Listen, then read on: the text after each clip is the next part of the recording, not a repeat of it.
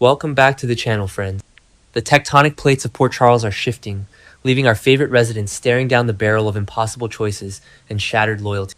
Momentum is completely flipping, and the stakes have never been higher for these warring. Let's dive into the absolute madness. Let's start with the absolute biggest bombshell of this. Jason freaking Morgan. I mean, I knew his time at the WSB Black site in Jakarta changed him, but I am still sitting here in complete disbelief. He actually sat down and told Britt Westbourne that he is leaving the mob. Let that sink in first. Stone Cold is hanging up his leather jacket for good. And Britt? Her reaction is everything. She looks at him like he just grew a second head, and her line, "Do you really think you can walk away?" is the most valid question anyone has asked on this soap in a decade. Because honestly, do we think he can? Jason has been Sonny's right-hand man, his enforcer, his absolute shield since the 90s. But the trauma he endured taking the fall for Rocco Falconeri shooting Ross Cullum, it broke something in him. Or maybe it fixed something. He wants to be a father to Danny. He wants to step up and actually be present instead of hiding bodies and dodging bullets. But Britt is so skeptical, and I don't blame her for a single second. She was ghosted by him, she slapped him in the middle of General Hospital, and now he drops this massive, life-altering bomb on her. I know some people are loving this reformed Jason era, but personally, I am terrified. Remember when they tried this reformed mobster angle with Julian Jerome? Yeah, didn't work then either. You don't just walk away from the criminal underworld without a massive target on your back. Wait, I'm getting ahead of myself. Let's talk about the other person leaving the mob. Sonny Corinthos. Yes, Sonny and Anna Devane catching up and finding common ground is the dynamic I didn't know I needed right now. Sonny is officially out of the mob too, which is just... what is happening to Port Charles? The entire criminal infrastructure is collapsing, but the real meat of this scene is Anna. My poor, fractured, brilliant Anna. She looks at Sonny and says, "It's not completely over. There's something else." She is talking about Peter August. I know she is. I am so incredibly stressed about Anna's mental health. She spent 9 months in that hellish captivity under Windermere, being gaslit by Cullum and Jen Sidwell, and now she is hallucinating Peter August. Wes Ramsey's ghost is literally whispering in her ear, pushing her to execute a deadly trap against her. And Sonny? Sonny is the perfect person for her to confess this. He has battled bipolar disorder for decades. He knows exactly what it's like when your own brain turns against you and betrays your reality. If Anna actually opens up to him, maybe he can pull her back from the edge before she does something unforgivable.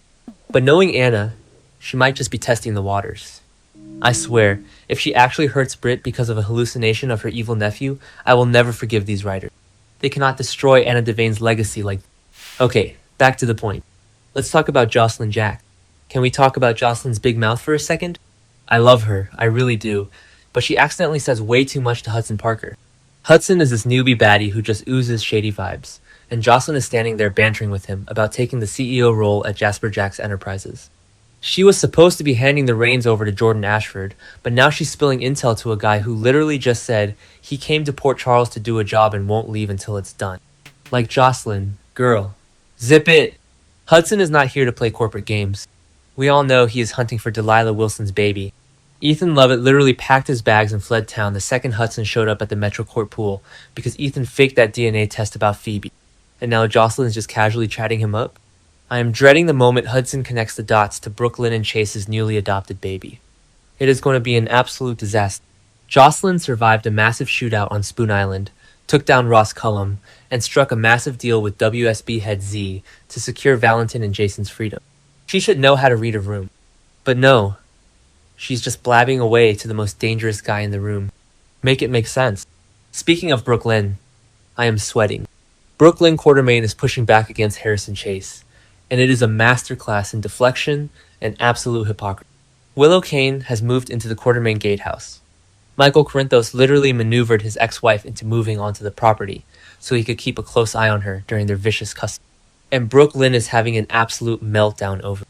In the promo, she's holding baby Phoebe at the boathouse, looking at Chase, and she snaps, "Coexist maybe? Peacefully." That's a big ask. The audacity. The absolute nerve of Brooklyn. I am screaming. She is standing there acting like Willow is the biggest threat to their family, when Brooklyn is the one who framed Willow for the Route 91 hit and run. Brooklyn was the driver. She left Curtis and Jordan bleeding on the asphalt. Curtis is now sitting in a cell at Pentonville with Jen Sidwell, facing a massive civil suit from Isaiah Gannon, all because Brooke Lynn fled the scene. And then she had the nerve to use Brick to Dr. Willow's GPS trip log to make her look guilty. And Chase? Oh, my sweet, oblivious golden retriever of a cop. He is just standing there trying to smooth things over, completely unaware that his wife is a criminal who perjured herself with Lucy Coe's help to frame his ex-girlfriend. I know some people think Brooke Lynn is just protecting her marriage, but I am sorry, this is the worst thing she has ever done. When Chase finds out, and you know he will, because he is a detective and the truth always comes out, their marriage is going to explode into a million tiny pieces. I am here for the drama, but I am dreading the heart. Chase deserves so much better than this web of lies. And wait, we have to talk about Michael and Willow's dynamic right now, because it ties right into this gatehouse. Michael has proof that Willow shot Drew Kane. Trina and Kai heard Wiley's ringtone at the scene of the shooting and sold Willow out to Michael. So now, Willow is trapped in the gatehouse, living in a total nightmare, terrified of Michael's leverage, and terrified of a fully mobile Drew Kane who is plotting his own dark revenge. The walls are closing in on Willow from every single direction, and Brooke Lynn's petty jealousy is just the cherry on top of this chaotic. I mean, Willow is no saint, but the psychological warfare Michael is waging is absolutely brutal. He broke up with Jacinda Bracken after discovering she spiked Willow's iced latte with drugs from Ezra Boyle, but he is still using every dirty trick in the book to win full custody. Let's pivot to something a little more lighthearted, because my blood pressure is through the roof. Lucas Jones. Lucas is at the Metro Court pool celebrating with his aunt, Ava Jerome.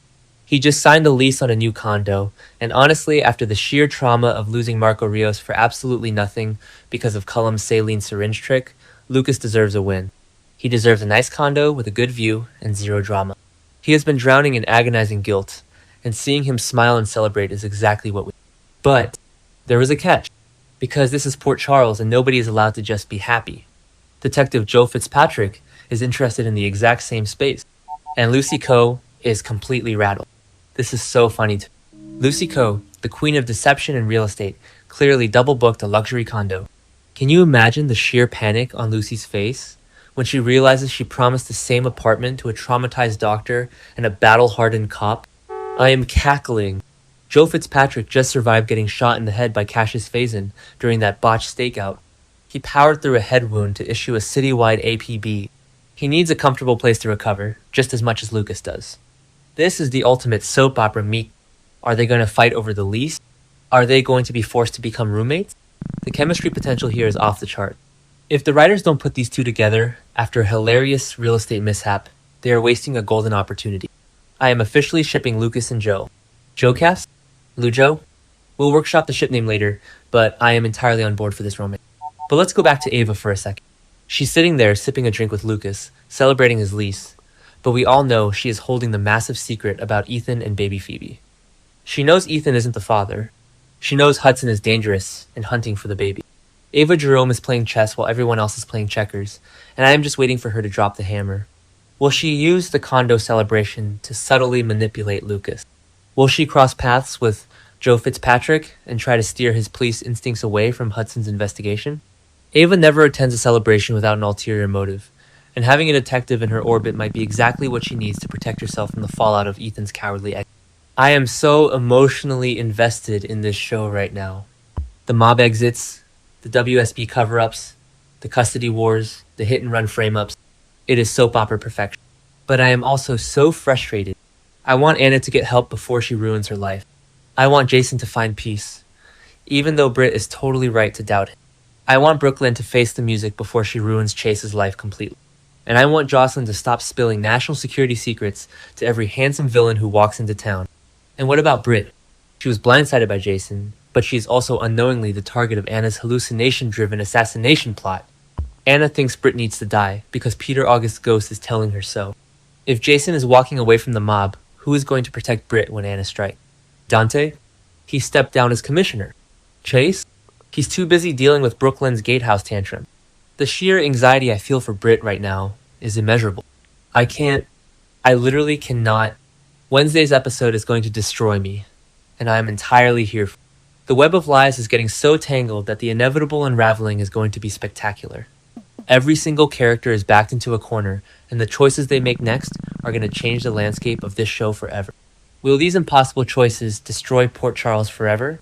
Drop your wildest theories in the comments below, smash that subscribe button, and don't miss a single update.